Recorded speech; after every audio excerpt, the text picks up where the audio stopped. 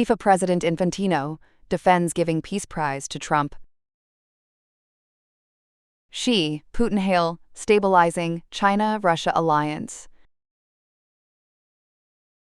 Israeli fire in Gaza kills 17, while militant gunfire wounds Israeli soldier. Thousands of Venezuelans march to demand Maduro's release. UNESCO recognition inspires hope in Afghan artists' city. FIFA President Gianni Infantino has defended his decision to award the inaugural FIFA Peace Prize to U.S. President Donald Trump during the 2026 World Cup draw in Washington, D.C., despite widespread criticism. Infantino stated that Trump, quote, deserves the honor for his efforts in promoting peace, citing his involvement in brokering ceasefires and diplomatic engagements in various global conflicts. The award ceremony, held on December 5, 2025, at the Kennedy Center, was part of FIFA's broader initiative titled Football Unites the World. Infantino emphasized the role of football as a unifying force and expressed hope that the prize would inspire further peace efforts. However, the decision has been met with significant backlash. Human rights organizations and various stakeholders have questioned the transparency of the selection process and the appropriateness of honoring a sitting political leader with a contentious record. Critics argue that the award undermines FIFA's commitment to political neutrality and raises concerns about the organization's governance. China's President Xi Jinping and Russia's President Vladimir Putin have reaffirmed their countries' close partnership, describing it as a stabilizing force during what they called increasingly turbulent global conditions. Speaking via video call, both leaders emphasized the need for deeper strategic coordination and stronger cooperation as major world powers. Xi urged continued development of bilateral ties, while Putin called the alliance an important factor for global stability. Moscow and Beijing have strengthened relations in recent years, particularly after Western sanctions pushed Russia to expand trade with Asia. Putin highlighted growing economic links, though neither leader detailed specific areas for future cooperation. China has avoided condemning Russia's war in Ukraine, a stance that has drawn concern from Kyiv's allies. Notably, Putin did not address the conflict during the call, which coincided with fresh negotiations involving Russian, Ukrainian, and U.S. officials aimed at ending the war.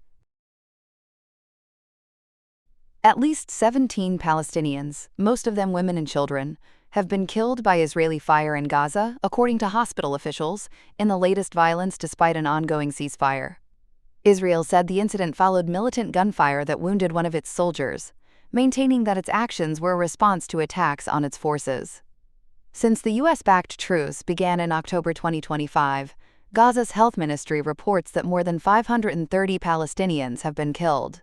Israel, meanwhile, says at least 3 of its soldiers have died during the same period.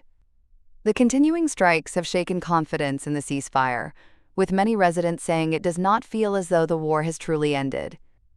Mediators have condemned the renewed violence, and Hamas has labeled the strikes a breach of the agreement. However, the Israeli military insists it is reacting to violations by militant groups. Thousands of Venezuelans marched in Caracas, demanding the release of former President Nicolas Maduro and his wife, Cilia Flores, who were captured by U.S. forces a month prior. The demonstrators, many dressed in red and carrying portraits of Maduro, chanted slogans like, "Venezuela needs Nicolas," and called for their release. The march was organized by the government and included public sector workers and members of the ruling Chavista movement. Maduro's son, Nicolas Maduro Guerra, addressed the crowd, emphasizing the country's anti-imperialist stance and rejecting U.S. intervention. Interim President Delcy Rodriguez, who assumed office following Maduro's capture, has been navigating a complex political landscape, balancing relations with Washington while maintaining support from Maduro loyalists. She has initiated the release of political prisoners and opened Venezuela's nationalized oil industry to private investment, signaling a shift in policy. Artists in Afghanistan's historic city of Herat say they have found renewed hope after UNESCO recognized the miniature painting style of renowned master Kamal Uddin Behzad as part of the world's intangible cultural heritage. Behzad, a celebrated painter of the Timurid era and a contemporary of Leonardo da Vinci, transformed miniature art by depicting everyday life with remarkable detail. His work later influenced artists around the world.